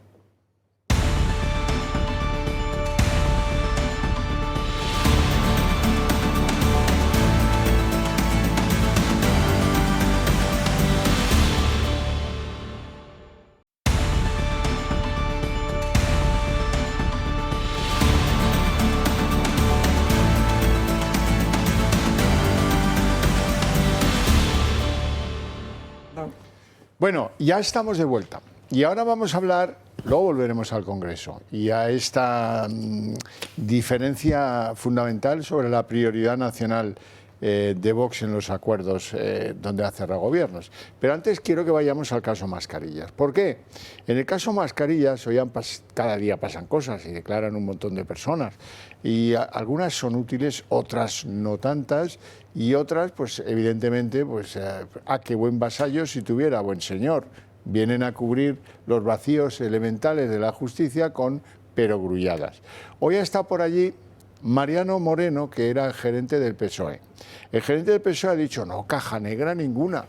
No, ¿cómo voy a pedirle yo al banco que me mande billetes de 500, de 100 y de 200? No, hombre, no, esto no es así. Pero luego ha admitido que había gestionado ingresos atípicos y no le han repreguntado bien para saber en qué consistían en un partido político esos ingresos atípicos. Y también ha admitido, incluso le han enseñado el papelito, la abogada de Koldo, que ha estado bien, ha estado muy interesante, gastos en metálico que él ha dicho que no eran razonables, por altos. Ha admitido que había gastos, lo que dependía de la organización del partido lo autorizaba Ábalos. Con lo cual, Ábalos gastaba y Ábalos se autorizaba los gastos. Y ahí ha salido un papelito, que es el que ha mostrado la abogada de Koldo, 4.543,55 €. Bueno, pues oye, como dietas o como gastos, es un poco elevado. ¿Solución del hombre este que era el gerente del PSOE? No reconozco como válida esa nota de gastos. Bien jugado. ¿Y qué más ha pasado? Ha pasado, interesante también, que el jefe de prensa de María Jesús Montero admite que Koldo le insistió que se tenía que reunir con Aldama, con Víctor de Aldama. Y él, naturalmente, pues le hizo caso. Se reunió con Aldama en el ministerio. Y también ha reconocido que Aldama le pidió que la agencia tributaria, este era un alto cargo de María Jesús Montero, que ella defendía y ponía la mano al fuego por él, ¿os acordáis, no? Pues efectivamente lo que quería Aldama en su conversación con él era que retrasaran el pago de una deuda de un cliente o de Aldama o de alguno de la trama con Hacienda. ¿De cuánto era la deuda? 550.000 €. Pedazo de deuda, con Hacienda, pedazo de deuda. Pero bueno, dice que no, que él de esto no informó a la ministra, que lo hizo motu propio y que se lo enchufó a un funcionario y que, mira tú por dónde, le aplazaron la deuda tributaria, cosa que es dificilísimo de conseguir. Luego Luis, tú sabes de esto. Vamos a ver el resumen del día en el caso de las mascarillas. Mariano Moreno, el que fuera gerente del PSOE, ha admitido en el Tribunal Supremo que Ferraz hacía gastos en metálico no razonables. Si yo en alguna ocasión veía que no era razonable, preguntaba. Y en concreto, recuerdo una que fue, yo creo que en Vigo, que era de 700 y pico euros. Yo creo que era la que había visto yo más grande. Y admite haber gestionado ingresos atípicos. El que fuera el máximo responsable de las cuentas del PSOE asegura que Ábalos autorizaba sus propios gastos y reconoce que firmó todo lo que le pasaron. De hecho, yo creo que firmé absolutamente todas las liquidaciones que me pasaron. Pero niega la existencia de una caja B. La única caja que tiene el Partido Socialista, ¿vale?, estaba dotada de los ingresos procedentes de su cuenta de funcionamiento. Nunca pedimos ni billetes de 500 euros, ni billetes de 200 euros, ni billetes de 100 euros. También ha sido el turno de Celia Rodríguez. La secretaria de Ferraz, que entregaba los sobres con dinero en efectivo, afirma que todos los gastos eran aprobados por Ábalos y que Koldo o Patricia Uriz recogían el dinero. Siempre mandaban a alguien a recogerlo. Si estaban en Ferraz, yo se lo entregaba a ellos. Si no, llamaba o a Koldo o a veces también a Patricia Uriz. Por su parte, el exjefe de gabinete de María Jesús Montero ha reconocido que Aldama le pidió aplazar la deuda de más de $500.000 a una empresa y que fue Koldo García el que insistió para que atendiese a Aldama. Pero creo que eso me lo pidió por teléfono, por un WhatsApp. ¿Quién se lo pidió? ¿El señor Aldama, el señor Koldo? Señor Aldama. Yo recuerdo que Koldo me insistió varias veces en que me pusiera en contacto con Aldama, pero no recuerdo el motivo. Niega además haber recibido dinero del comisionista. Las acusaciones que se hicieron contra mí eran rotundamente falsas. El Supremo también ha pasado el exsecretario de Estado de Transportes y actual presidente de Correos, Pedro Saura, que ha reconocido haber llamado a Víctor de Aldama por orden de Koldo García para tratar el rescate de Air Europa. Con el señor Hidalgo, en relación al rescate de Europa, he hablado en 2 ocasiones. Creo que en esa reunión también estaba el señor Aldama. A mí me parece el despiporre que un secretario de Estado, el número 2 del Ministerio de Transportes, se vea o haga o mueva ficha o se sienta a hablar con los de Air Europa porque se lo manda el Aizkolari, el de las discotecas de Pamplona, el de los puticluses de Pamplona. Vamos, es que es de chiste, Pedro Saura, de verdad. No, efectivamente no es de chiste, es que hay algo detrás. Yo simplemente quiero hacer 2 comentarios, espero no extenderme mucho.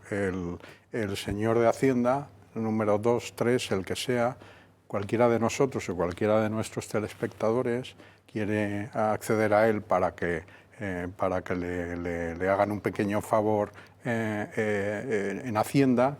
Y vamos, ya digo yo que la probabilidad es 0 de que eso ocurra. Le echan ácido sulfúrico. Claro. Entonces, ¿qué pasa? Que esto lo único que nos lleva es a pensar que hay una puerta abierta al tráfico de influencias. Y esa puerta está abierta. Ahora, en casi todos los ministerios. Entonces, luego viene el señor tesorero, y ya, porque son 3 personajes en este vídeo, pero el señor tesorero. El señor tesorero que paga en efectivo, cuando todas las notas de gastos en cualquier empresa se hacen ya por transferencia, precisamente para evitar, para que el control sea lo más exhaustivo posible. Cuando lo haces en efectivo es que guardas mucho efectivo. Y ese efectivo, pues yo no puedo decir de dónde viene, pero es lo que espero que se dilucide. En una de las historietas que ha contado Mariano Moreno ha dicho: cuando nosotros pedíamos el dinero al banco, la compañía de transporte de caudales que nos lo traía a Ferraz, compañía de transporte de caudales, pero vamos, ¿quién tiene una relación con el banco de esas características? Mariano. En una sede. Mariano, que no, que la cosa no funciona así. Las cajas de causa, sí, venían los de Prosegur, ¿no? Allí con las sacas, venga, aquí traigo la pasta. No, a ver, pero ¿qué es esto, hombre? Patricia. Lo que estamos viendo, conocido como el caso Mascarillas, no deja de ser más que el caso de corrupción del PSOE y actúan como una mafia porque son una mafia. Vemos ahí en el banquillo a Ábalos, que era entonces el ministro de Transportes. Y en un momento en el que estamos padeciendo un caos ferroviario, el mal estado de las carreteras, ¿no? El 52% son la Asociación Española de Carreteras, está en un estado muy grave. Esto pone en peligro la seguridad vial. En un momento en el que las infraestructuras relacionadas con el transporte están en un estado calamitoso, ¿qué pensamos los españoles? ¿Esta gente en qué estaba? En paradores, en prostitutas por catálogo que se lo suministraba el que tenía a su izquierda, el Koldo, y estaba en una serie de mordidas, irregularidades. Es de vergüenza que esté pasando hoy también por el Tribunal Supremo el que entonces era el secretario de Estado de Transportes. ¿Lo han cesado? No. ¿Lo han premiado con qué? Con un puesto en Correos. Este es el PSOE de Sánchez, es el PSOE de la corrupción. Son una mafia en cada una de sus actuaciones, tapándose, mandando a uno, recibiendo a otro. Y este PSOE, que es el PSOE de la corrupción, con este es el que tristemente el Partido Popular no deja de ser un balón de oxígeno, porque cuanto antes hay que echar a Sánchez de la Moncloa. ¿Por qué? Porque Sánchez es el uno. Es el uno tal y como se redactó en el informe de la UCO. Y una vez más agradecer el trabajo de las fuerzas de seguridad del Estado, que sin recursos están haciendo un trabajo impecable para luchar contra la corrupción y contra estos corruptos que van desfilando por el Tribunal Supremo.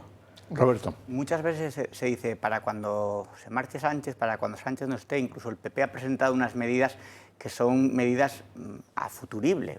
No son tangibles, no son reales, porque es sobre un supuesto. Yo no estoy tan seguro ni de que Sánchez se vaya a ir, ni de que Sánchez vaya a perder las elecciones, porque él tiene una intención de perpetuarse. Ya lo dijo cuando a ese cómico de cámara, porque nosotros tenemos cómicos oficiales que hacen comedia contra la oposición, nunca contra el poder. En el programa de Wyoming dijo, ojalá cumplas 25 años tú en el programa y yo en la Moncloa.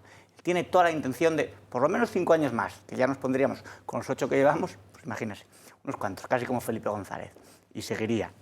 Entonces, el caso de Mascarillas ya no es que sea Aldama, que es un comisionista, o Koldo y Ábalos, que al final son dos mangantes de película de Woody Allen, ¿no? De toma el dinero y corre. Es que están implicadas también autoridades como María Jesús Montero, que es ex vicepresidenta, fue ministra de Hacienda, candidata ahora en Andalucía. Salvador Illa, que ahora es el presidente de la Generalidad, pero era ministro de Sanidad. Y la tercera autoridad del Estado, Francina Armengol, que es presidenta del Congreso. Están implicadas esas autoridades también, por no hablar de todo el caos de la pandemia, con una responsabilidad, evidentemente, de Pedro Sánchez, de Irene Montero, con la mano no, yo creo que el coronavirus, tía, pero no lo puedo decir, o el siniestro Fernando Simón. Todos esos y más deberían estar también ahí en el Supremo.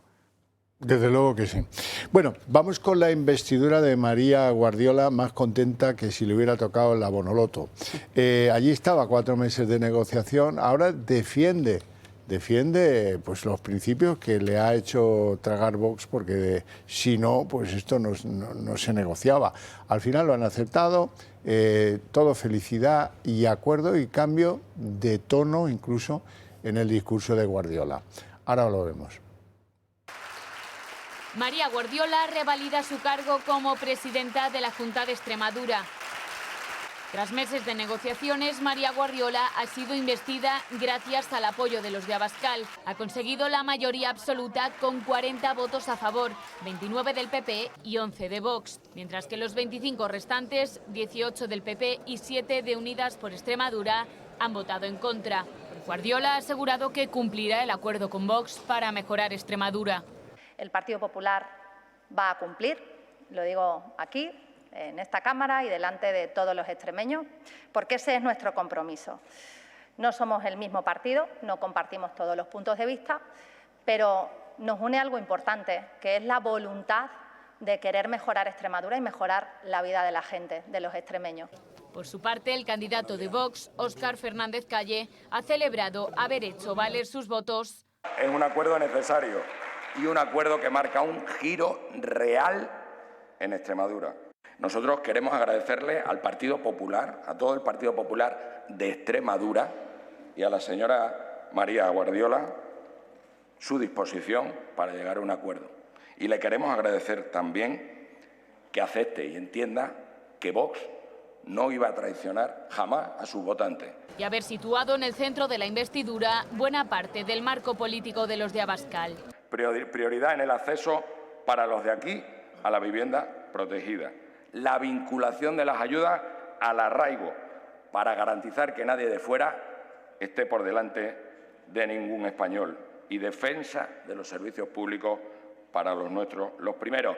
La oposición considera que María Guardiola se ha rendido ante las exigencias de Vox. Este pacto es una vergüenza. Este pacto es indigno, ilegal e inhumano.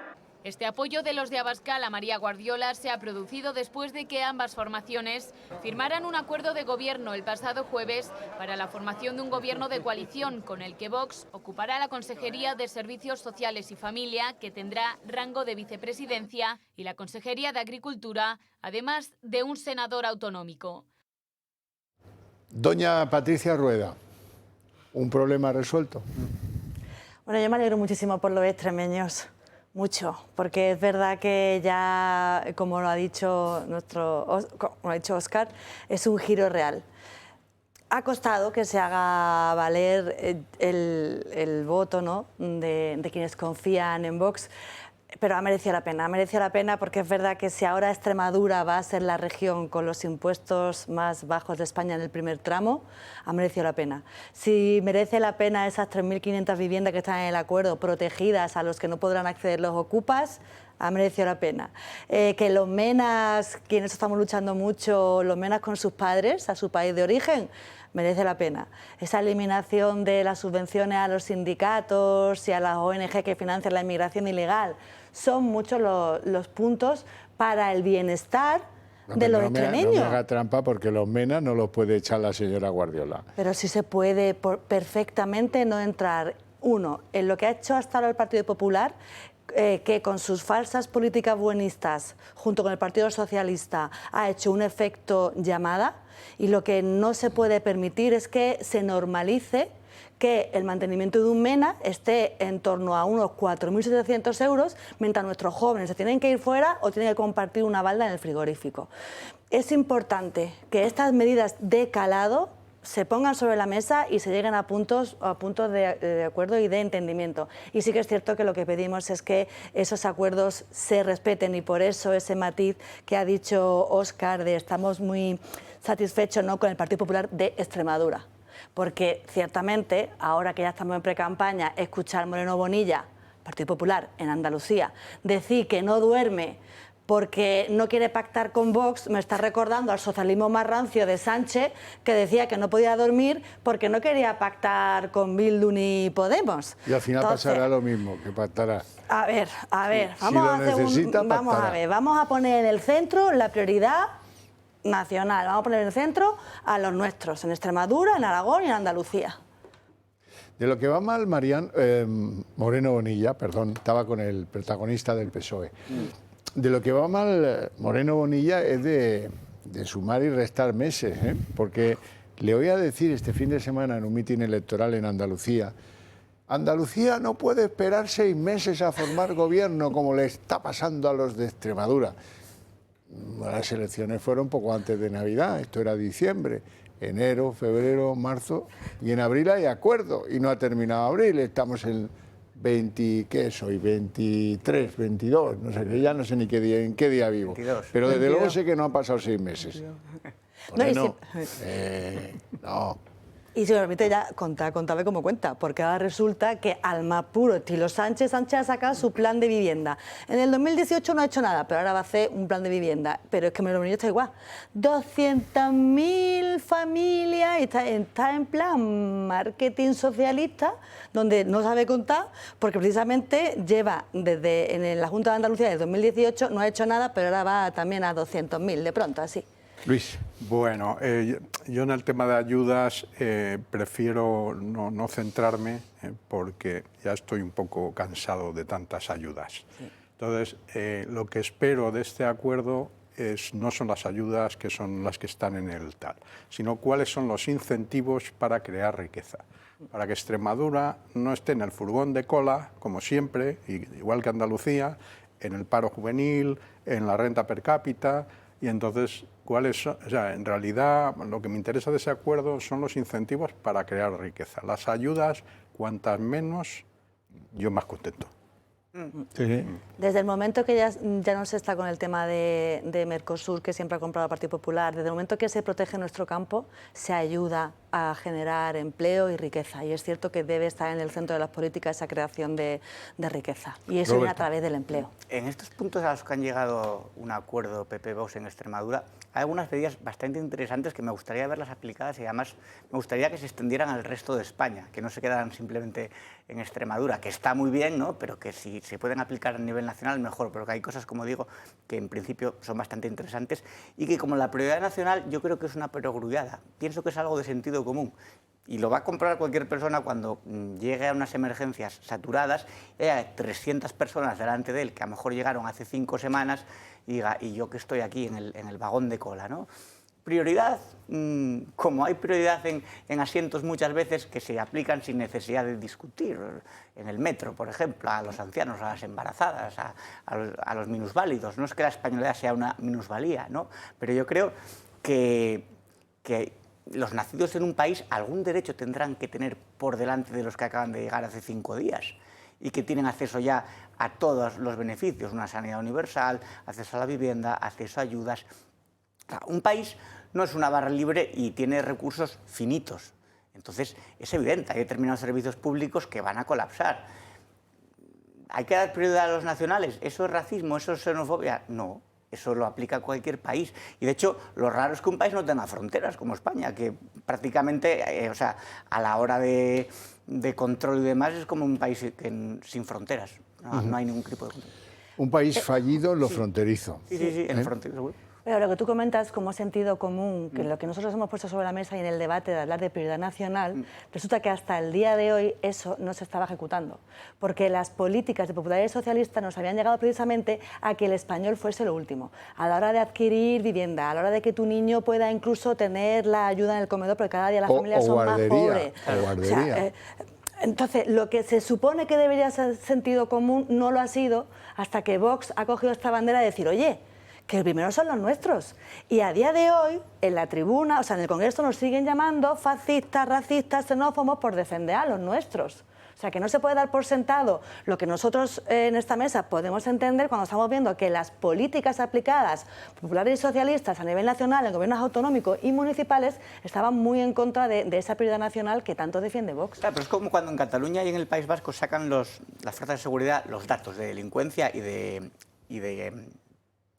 delitos cometidos, robos, agresiones sexuales. Ha crecido un tanto por ciento. Y tú lo dices, tú, no, fascista es tú. Pero si esto es un dato, o sea, esto es una estadística. La estadística no puede ser fascista. Señora, ¿qué me está contando? Bueno, tengo mucho interés en que doña Patricia nos explique qué ha pasado hoy también en el Congreso, donde el PP se ha opuesto a una iniciativa de Vox que hablaba de la prioridad nacional. Vamos a ver lo que ha pasado y luego lo comentamos.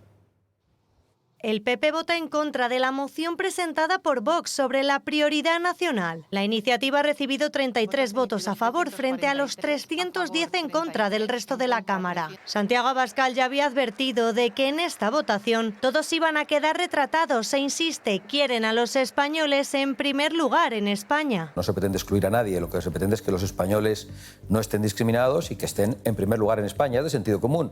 ¿Quién está en primer lugar en Marruecos? Pues los marroquíes.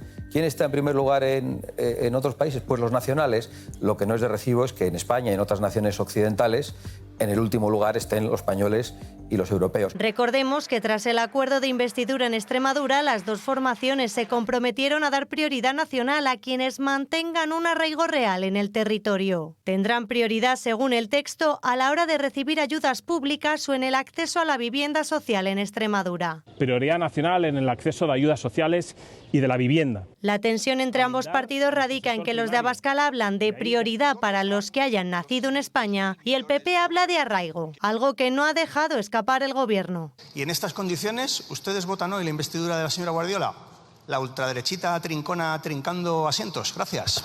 Le invito a que traiga aquí el acuerdo firmado en Extremadura, a ver dónde dice esa sarta de mentiras que usted ha soltado aquí. Mire, no vamos a dejar a nadie sin su dignidad garantizada. Lo que ocurre es que con ustedes no hay asistencia digna ni para los extranjeros ni para los nacionales. Y ante eso, por supuesto que sí, prioridad nacional. No hay nada más inhumano, señor Bolaños, que intentar meter miedo a los extremeños con el acceso a la sanidad y a la educación. Nadie se va a quedar sin poder ser atendido en la sanidad extremeña, ni nadie se quedará sin escolarizar. Vox asegura que tanto en Aragón como en Castilla y León y en Andalucía tratarán de implementar las mismas medidas acordadas con el PP en Extremadura. ¿Cuál es la diferencia entre lo que sobre la prioridad nacional piensan en el PP y en Vox? Yo creo que aquí se evidencia lo que muchas veces denunciamos. Vox dice y hace lo mismo en el Congreso y en las regiones.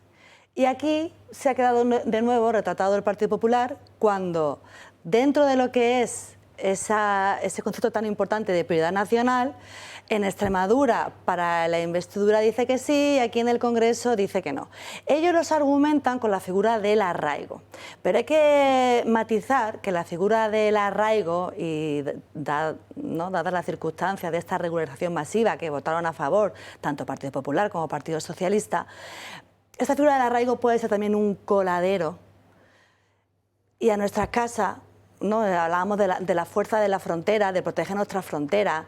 El Partido Popular lo ha justificado por la figura del arraigo y justifica lo injustificable. Y en ese sentido, pues siempre nos van a tener enfrente, porque nosotros vamos a seguir con la misma línea y con lo que nos caracteriza, que es esa coherencia, esa prioridad nacional, proteger a los nuestros y una frontera fuerte y segura. Luis. Bueno, yo es que creo que hay que ir a la causa del problema, que la renta española es muy baja. Es muy baja. Entonces, el problema es que tienes que recurrir a fondos públicos para, digamos, complementar, ¿no? Y todo este mundo de las ayudas no es más que eso, que es que la renta es baja y tengo que dar una cierta asistencia. Entonces, ¿qué pasa? Que viene el problema, oye, yo tengo tantos recursos, pues lo que no puedo es abrir, ¿no?, el grifo y decir, bueno, ancha es Castilla y que venga otro y lo arregle, ¿no? Entonces, claro, esta es una medida para arreglarlo, pero yo vuelvo a insistir, es decir, que el problema es que hablamos de ayudas porque hablamos de una renta en general per cápita baja. Y entonces, si no atacamos ese problema, pues estaremos hablando de ayudas y de todo este problema todo el día. Pero hasta que llegado ese momento, mientras que haya ayuda, lo nuestro es lo primero.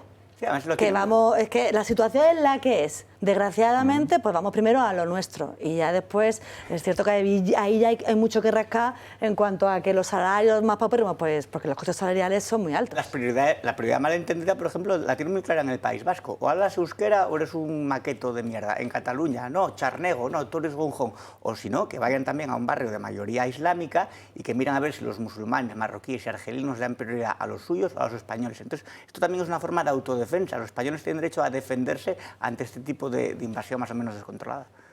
Pues sí.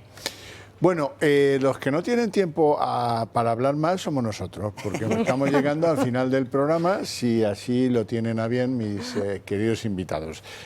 Tengo el tiempo justo para agradecerles su presencia en el programa y sobre todo sus opiniones, que es lo que cuenta. Y a ustedes también les quiero agradecer su interés y su paciencia con este programa que eligen. Pero eso tiene premio a la vuelta de publicidad, el día en 30 minutos.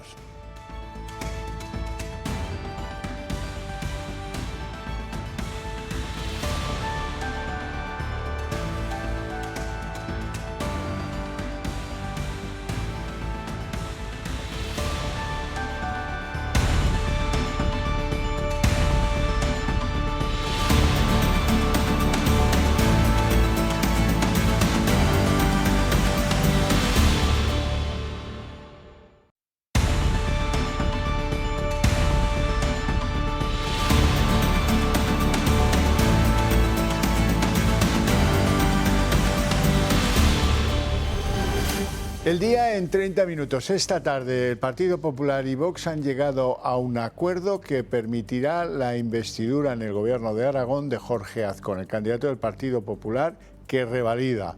El acuerdo ha tenido lugar siendo que pues mantiene lo fundamental del que ya conocimos en el caso de Extremadura. Los mismos postulados o muy parecidos, incluyendo la cuestión de la prioridad nacional. Azcón ha dicho que, oiga, mire, el arraigo y el empadronamiento ya están en la legislación. Consecuencia de este acuerdo, Vox tendrá una vicepresidencia, 3 consejerías y uno de los senadores de designación autonómica. Bueno, y esta sintonía exhibida en los territorios choca con la situación que se ha vivido hoy aquí en Madrid. El Partido Popular, que aceptó incluir ese famoso principio de la prioridad nacional en el acuerdo de Extremadura, ha votado hoy en contra de una moción presentada por Vox en el Congreso precisamente sobre este asunto. Ellos quieren dejar muy claro que pese a lo que diga Vox, lo que ellos han firmado tiene que estar recogido y siempre de acorde con la ley y con la Constitución. El PP vota en contra de la moción presentada por Vox sobre la prioridad nacional. La iniciativa ha recibido 33 votos a favor frente a los 310 en contra del resto de la Cámara. Santiago Abascal ya había advertido de que en esta votación todos iban a quedar retratados e insiste, quieren a los españoles en primer lugar en España. No se pretende excluir a nadie, lo que se pretende es que los españoles no estén discriminados y que estén en primer lugar en España, es de sentido común. ¿Quién está en primer lugar en Marruecos? Pues los marroquíes. ¿Quién está en primer lugar en otros países? Pues los nacionales.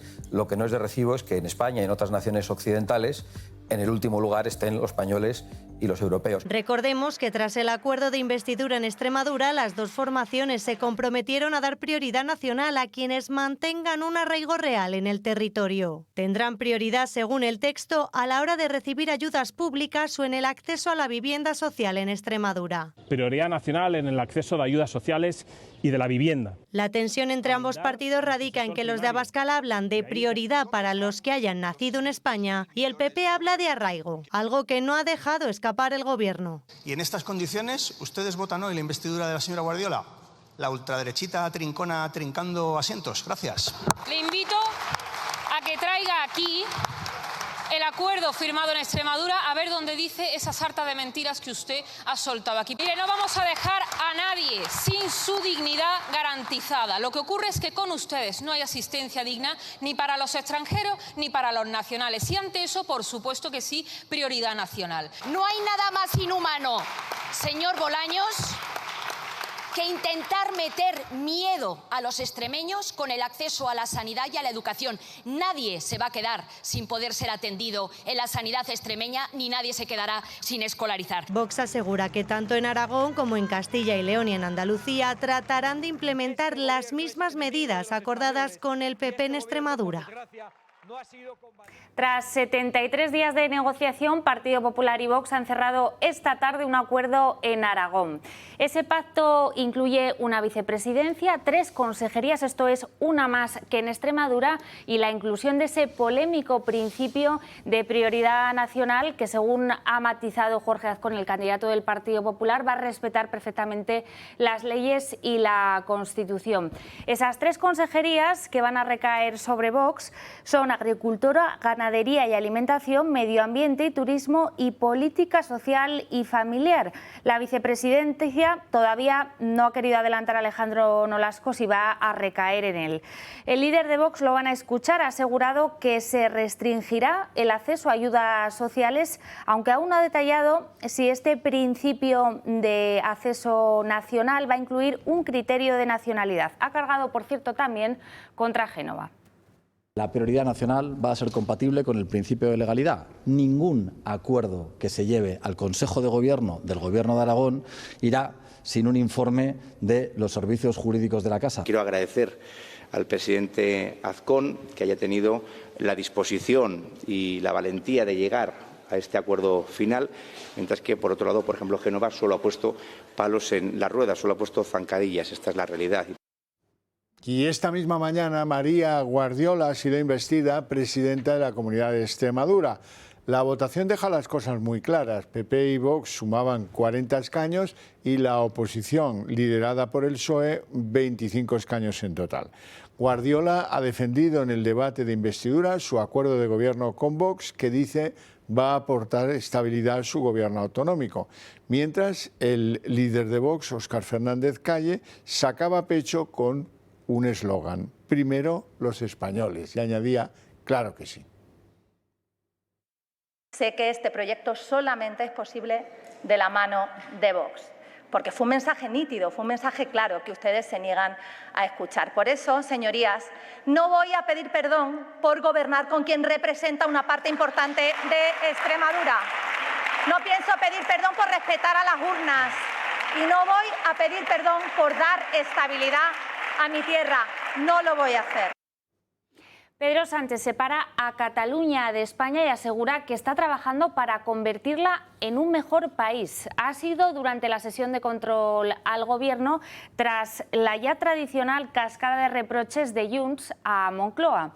Su portavoz Míriam Nogueras ha llegado a exigir a Sánchez un adelanto electoral tras mostrarse muy crítica con la regularización extraordinaria de inmigrantes. En plena sesión de control, Pedro Sánchez vuelve a referirse a Cataluña como un país al mismo nivel de España. Este gobierno lo que va a hacer es reconocer derechos y que va a hacer a Cataluña y a España países mejores. Sí, países mejores, señoría. No ha sido ningún lapsus, la afirmación la repite 2 veces, aprovechando la réplica de la portavoz de Junts, que criticó la regularización masiva de inmigrantes y le ha llegado a preguntar cuándo piensa convocar elecciones. Aprueban políticas por la puerta de atrás, como la regularización masiva, cuando ningún otro país de la Unión Europea está haciendo nada que se le parezca. Imponen una regularización, pero no la paga usted, señor Sánchez. España invita, pero lo pagan y lo padecen, como siempre, los ciudadanos de Cataluña. ¿Qué argumento democrático le queda al señor Sánchez para no convocar elecciones? Muchas gracias. En esta tensa sesión en el Congreso, Sánchez se ha enfrentado a Junts, su socio clave en el Gobierno, que considera que la situación política es nefasta, y también a Feijóo, que le acusa de la falta de humanidad y de gobernar en contra de los españoles. La mayoría de los españoles ya sabe que usted gobierna contra ellos.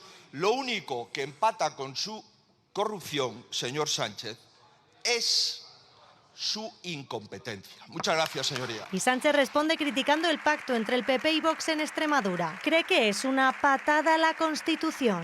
Tantas lecciones que dan ustedes de constitucionalismo y lo primero que hacen es dar una patada a la Constitución, violando, claro que sí, el principio de igualdad entre ciudadanos y ciudadanas y el principio de no discriminación.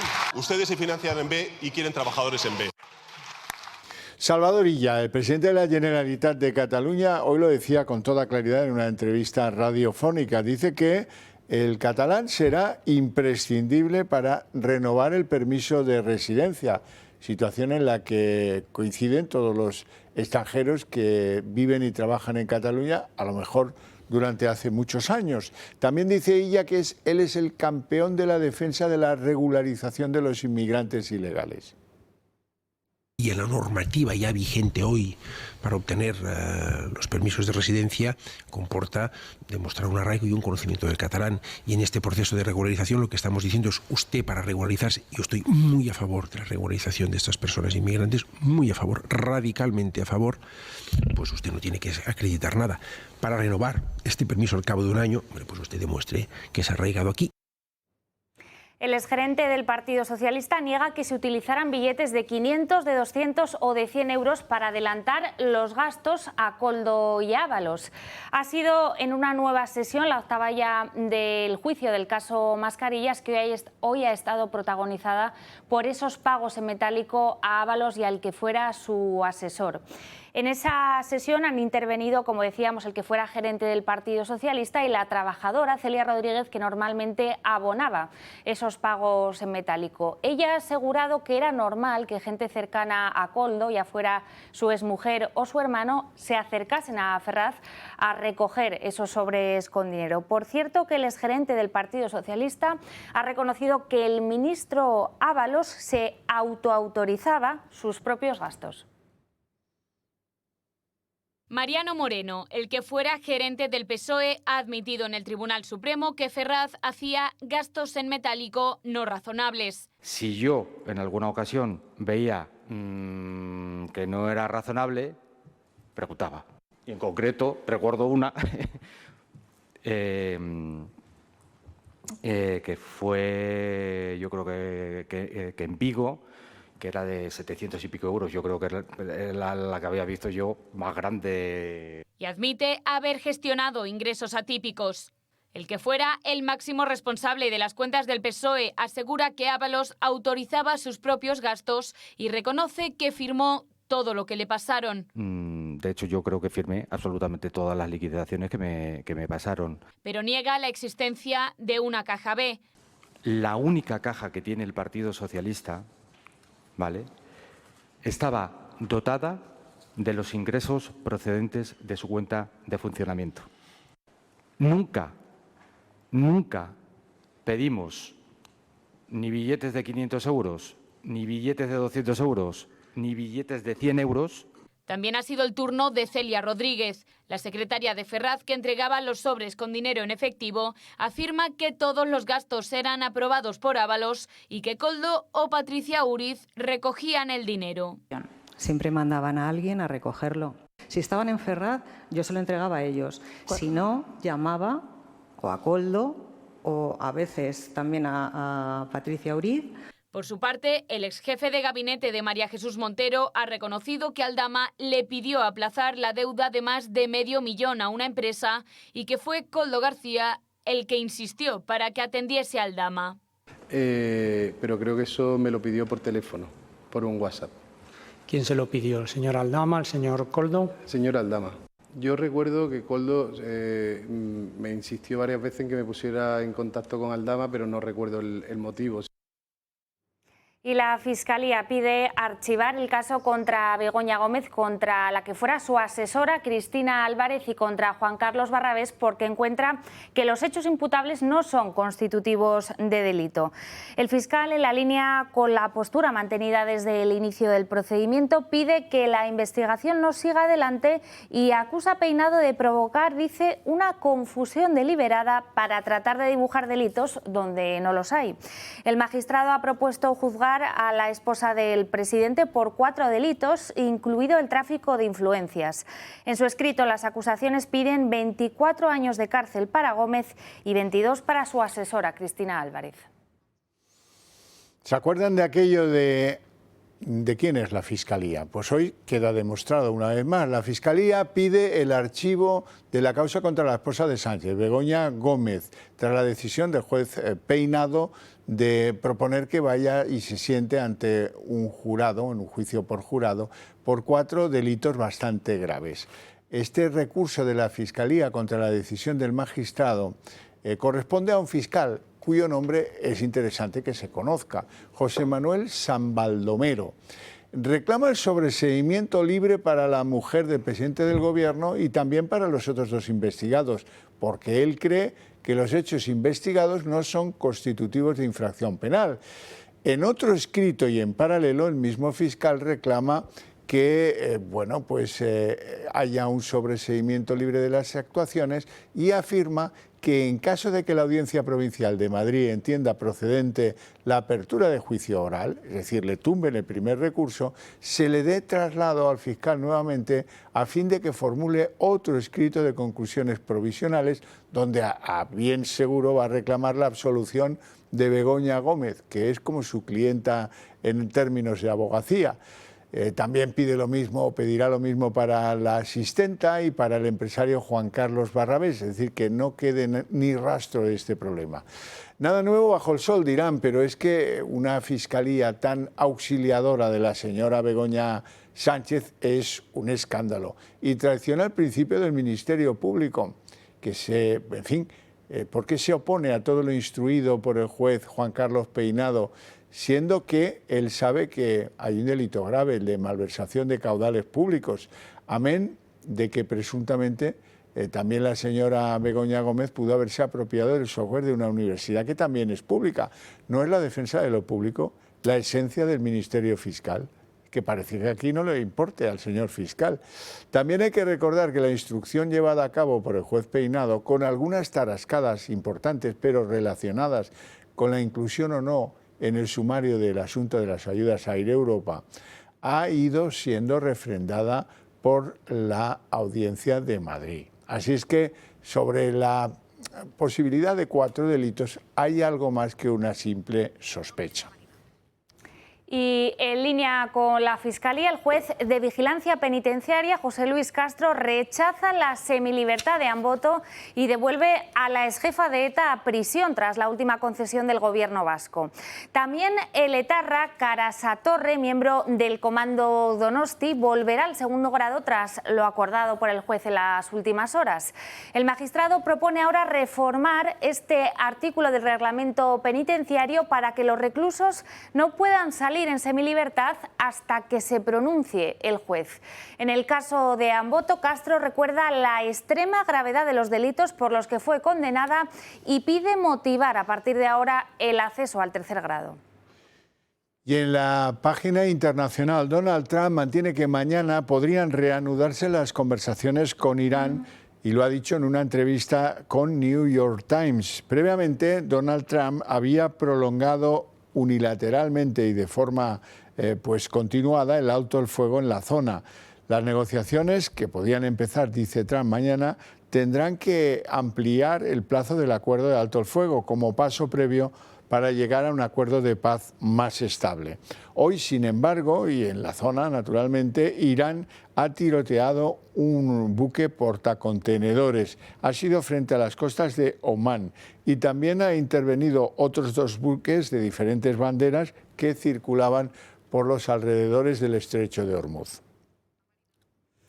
Y hemos conocido en las últimas horas que la aerolínea Lufthansa ha cancelado nada más y nada menos que 20.000 vuelos para ahorrar combustible ante la posible escasez.